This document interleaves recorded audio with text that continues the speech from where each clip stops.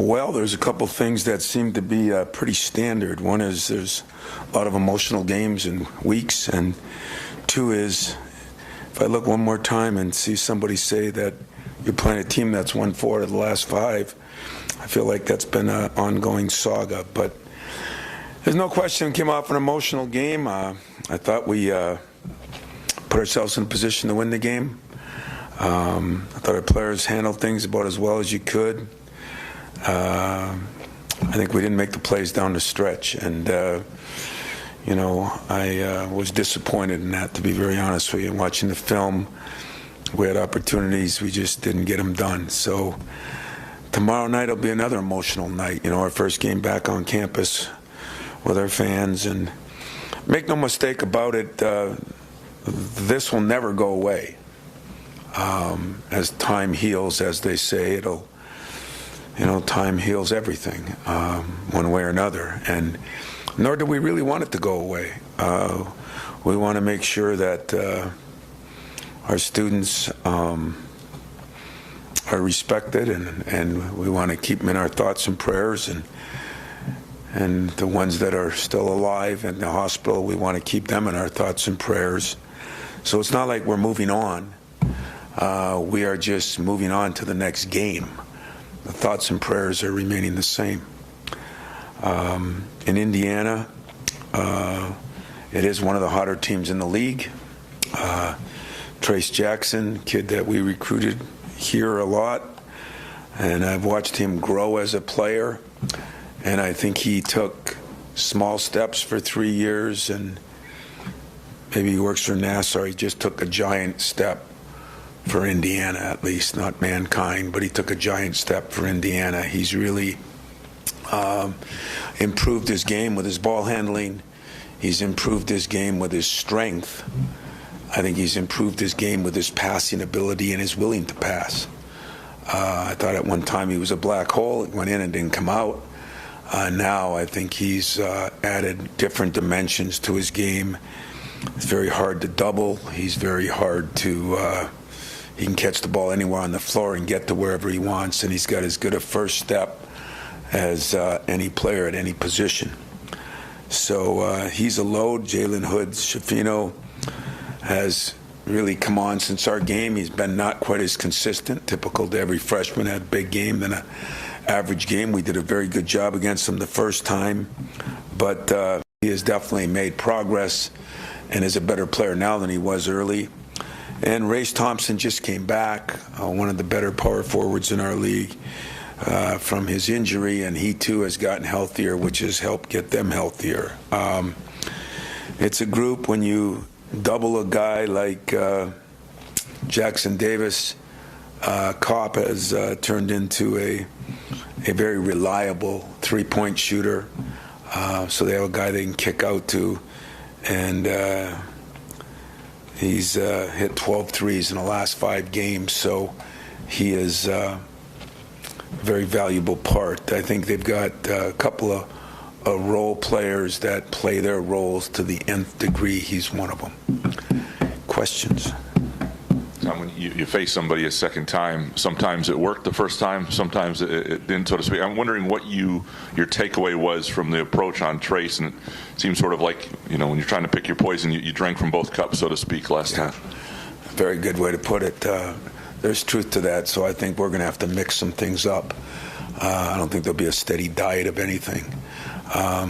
So we'll try to mix them up a little, but really, Trace is going to get his 20 points. I mean, he gets enough touches, he gets enough opportunities, and he's a phenomenal player.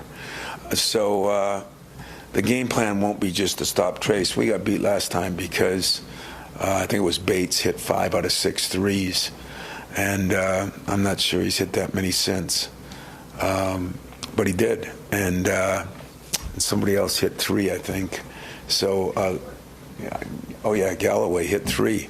So 2 surprise guys hit 8 threes, and that's the problem, as you say. When people want you to double, and you're giving up threes. People want you to guard the threes, then you're giving up 30 points by the post guy. It's it's uniqueness in this league this year where we've got that problem with more than a few guys. You know, at Michigan the other night, McDaniels did a pretty good job, you know, although he got 7 or 9 of those in the beginning of the game. But it's usually the other people that you got to worry about. The great ones are probably going to get what they get. And I have no regrets on what we did at Michigan, because I think we did, you know, it wasn't kickouts that got us, it was some other things. But I think there won't be a steady diet of anything, to be very honest with you. Tommy, you kind of move forward on the season. You talked about how, you know, the tragedy's not going away, but also you talked about returning to normalcy, and I'm wondering how you kind of balance those two things. Yeah, I said that was going to be the hardest thing for me, is figuring out how to balance normalcy and tragedy. And you know, I'm not sure we'll ever do a great job of it. There's not enough time in the year left. You know, this isn't going away today, tomorrow. Unfortunately, for some families, it's not going away in a lifetime.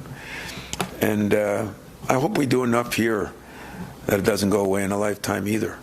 But as I said, unfortunately, the world moves on, and you have to learn how to do that. That's part of the process of being a young man or woman into, you know, getting older. And so, you know, what we've tried to do with our players is, yesterday we had a walkthrough and a film session, and still talked about it, because I think it'll be another emotional night tomorrow night, just being back home. And you know, who knows how everybody responds, but we've got to be able to do the things basketball-wise to take care of the business we've got to take care of, and then be there support-wise for players or people that deal with it in different ways. And I'm not sure I have a great balancing act for that. I'm learning on the run myself. You know, I will have a book for somebody now that goes through this later on in life, but I'm still working my way through it myself.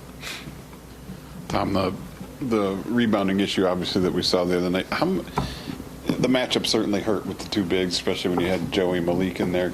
How much of that do you think is a kind of just a circumstance of how that went with the two bigs, or is there a concern right now at all over? I know there's been a few games here and there where the offensive rebounding wasn't great for their team. You know, yeah, the rebound's a concern this year. You know, Marty has not rebounded the ball as well because some of the size in there. You know, it's one of those cases where I'm disappointed in one thing. We need to put more weight on Monty, you know, and so he gets banged around in there.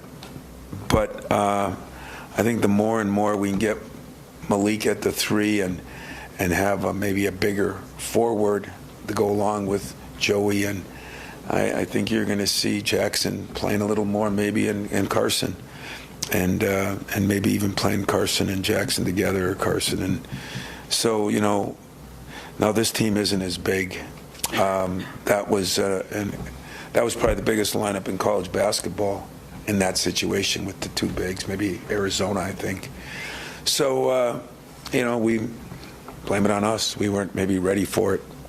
And yet, I look back, and maybe if Howard doesn't get hurt, they don't, you know, do some of the things they did. So, hard to say. We still had enough chances, even with all that. A minute 50 left, the game's still tied, you know. And we did enough to win the game, no matter what they played. But rebounding is not a strength of this team that we have to get better at, because I think they got 12 or 15 offensive rebounds against Illinois, and that'll be one of the battle cries for sure. Is balancing that rebounding numbers out. You mentioned about Jackson and Carson. I'm wondering, when you went back and watched maybe that first 28, 30 minutes of the game, what things did you see in terms of how those guys were working against Dickinson that can carry forward for you guys defensively? Well, Dickinson's a load, and he's, you know, at 7'1", he's bigger. He's not as athletic as Trace, or as strong as Trace, but where I think Trace has made it harder on everybody is he's putting the ball on the floor so well. And he's very patient, where early he was impatient. I think he's very patient now. He's with you. Like I said, I've always pulled for the kid because I love the family and the kid. But I pull for him now, other than tomorrow night, because he's kind of what you hope college basketball is supposed to be, Kid came in, a good player, got to be a pretty good player, a real good player. And then he made this monstrous jump between his third and fourth year, where I think we get condemned for staying in school. And he's a kid that it's really benefited him. So I think it's been, good for the game, but not necessarily good for Michigan State. But he's different than almost any of the other centers, the kid from Illinois or even Edie in his own way, because he moves so well and he's so athletic, and in one dribble he can get from the top of the key almost to the rim. So we've learned some things. We think we've got some things to help, but I'm going to focus on Jackson, on Trace, but I'm going to focus and make sure those three-point shooters don't hit those 8 threes that those two guys hit. Just to follow up, how much of those two, Jackson and Cooper, improved defensively, though? Yeah, I think, we always look at Jackson and we say, God, he's slow. You watch him run and he's slow.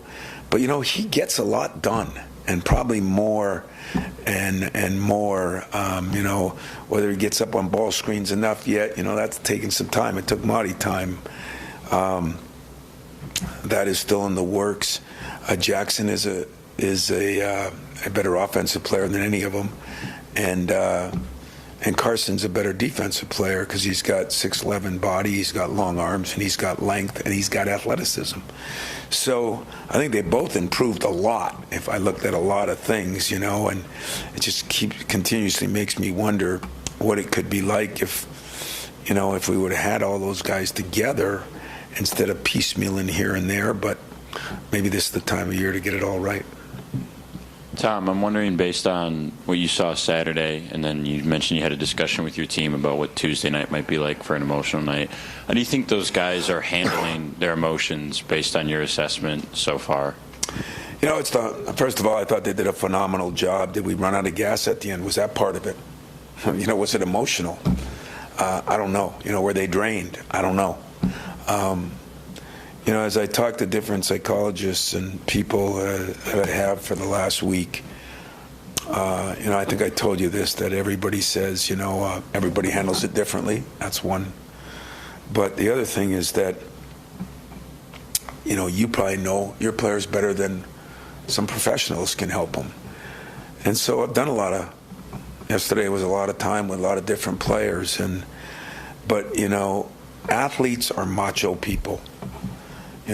Sometimes arrogant people, but some of that is needed to be successful. And the one thing that was the first speech I gave to him, and in fact I said it at the vigil, I cry,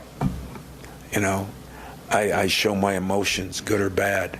I'm not afraid to, but it's taken a few years probably.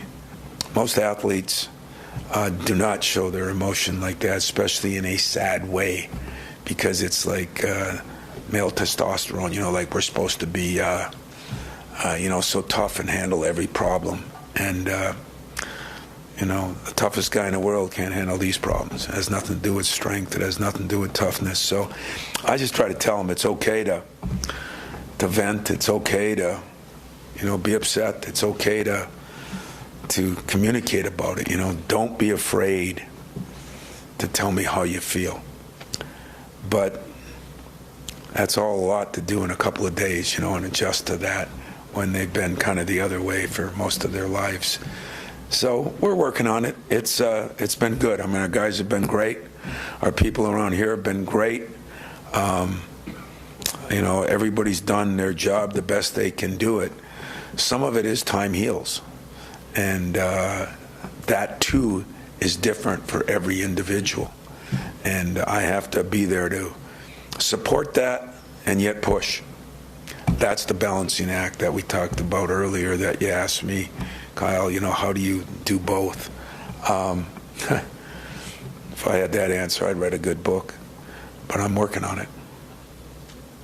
There's no question what they did on Saturday was very touching at the Chrysler Center. So I'm just kind of curious what you guys have planned for tomorrow night in terms of maybe what you might be doing pregame, or if you could let us in on what you guys are going to do. Well, I would let you in if I knew. The one great thing about our people here, and I think it was the same down there, Juan, didn't, I'm sure there'll be some things that go on, but they know that I got enough on my plate, and so I have not been involved in the pregame or the game situation on that. I'm sure I'll get told it as it all comes together, but I wouldn't hide it from you. I really wouldn't, and if need be, I'll try to find out. I just hope that the kids that we lost, the kids that we still have, the kids that have been through it, I hope we honor them all and respect, what each and every one of them, how they feel. And but I've said it, and I'll say it a million times. Said it that night of the vigil. Being alone is not the answer. Some people could think it's the answer. To me, it's never the answer. That's why, teammates on a team have to help each other. We're all teammates now of a campus and a community, and we have to help each other. And I think the more time we spend around each other, the better. Not being away. I know there's going to be protests and things I'm vehemently against, because I think we need each other to comfort each other and to help each other through tough times. So hopefully it'll be respectfully great. Tom, when you write that book, there's the last 7 days of your whole chapter, won't it? Yeah, it's been a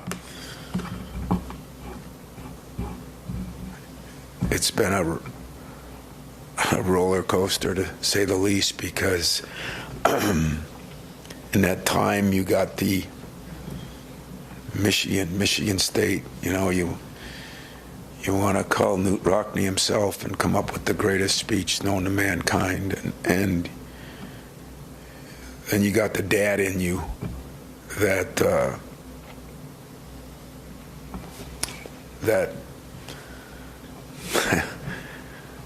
you think of it from a parent standpoint, and all the parents, and that's what I told you that the night before that game, like I've done a couple other times here in the past. I figured out what I was going to say.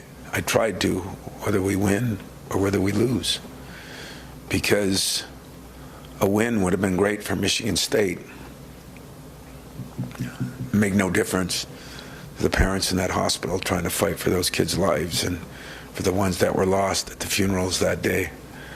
And a loss is in the same boat. So, yeah, it's been figuring out how to balance that, figuring out how to handle that, has been something that I can't say I'm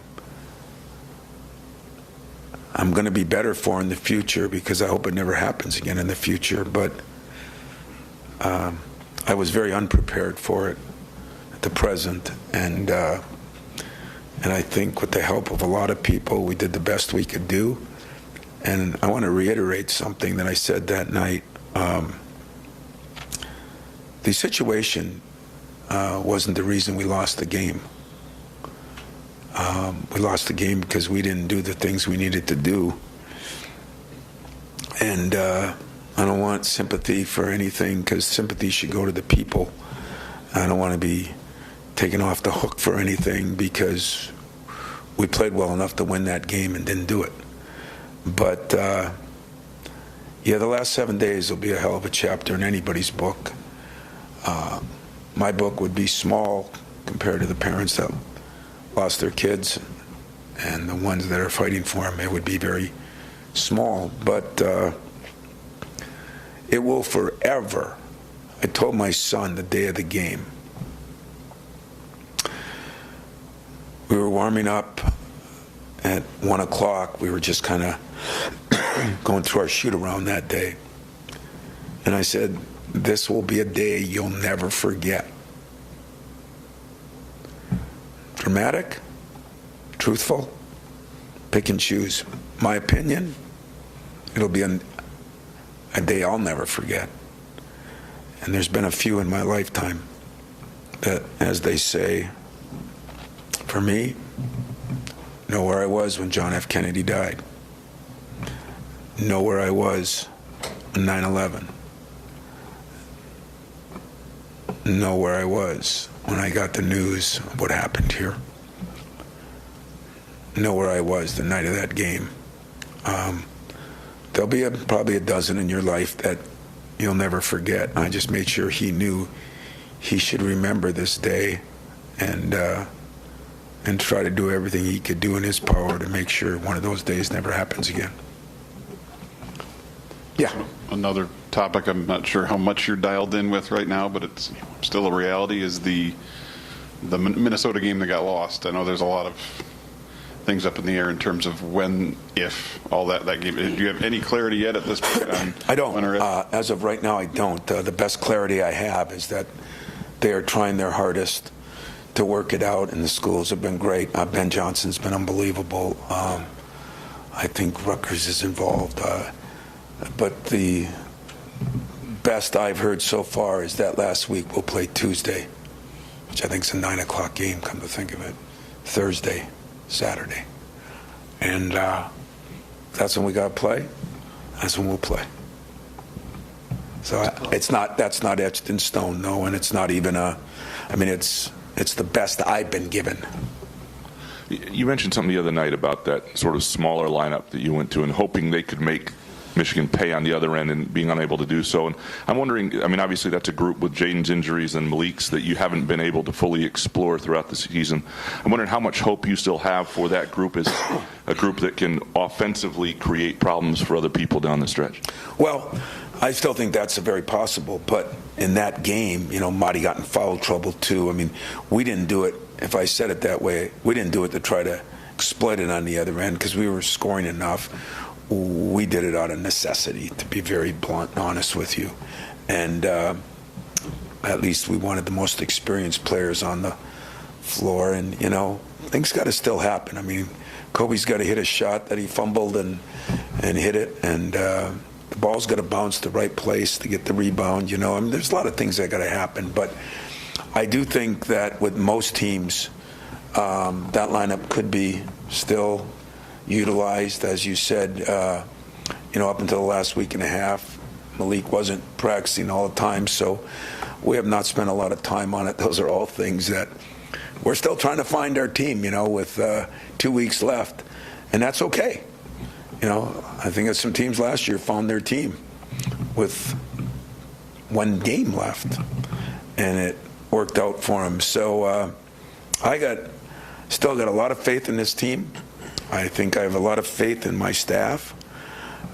What I don't have a lot of faith in is where the country is right now as far as teams. You look at the Big Ten, there are so many teams that are 8-7, or it's just amazing. You watched last night's game with, Sam Hoiberg plays 32 minutes in a game, and an unbelievable job. It keeps proving its point. Talent doesn't always win. Players that play, and I enjoyed, all I can think of is his mom and his grandparents, because when we played there and I started, their other son, how proud they must have been that night. So it's a crazy league, but you might see some of that lineup, certain games for sure, and but we do got to practice it a little bit more. Focus was understandably tough the other night for all the right reasons. Mm-hmm. Not that tomorrow won't be emotional because you got the first home game. And I hate to even ask about focus. You got students who are going to their first classes today. But will it be easier in a basketball sense to focus in this game than perhaps in that game, or not? Yeah, I mean, you're pinching pennies on that one. It's, I mean, that is our rivalry game, but this is our next most important game. And I said time will heal you, not 2 days. It's going to take more time than that. And hard to say how our students will react to everything. It's students have been so good, at that, the way they stayed in place and did the things they were supposed to do that night. That doesn't always happen on college campuses. And yesterday, there was an incredible amount of people on this campus. A lot of parents came up. I didn't know everything. My son went to it, but I was trying to do my day job a little better, and so I was here. But they said it was an incredible happening on campus, and that's my whole point, I hear about people wanting to be away. I understand why. I beg and plead that people get back to normal as fast as they can, and the ones that need help, let's help them. And the ones that are ready to get back, let's make you guys helpful to the rest of the people, because there's nothing like the people next to you.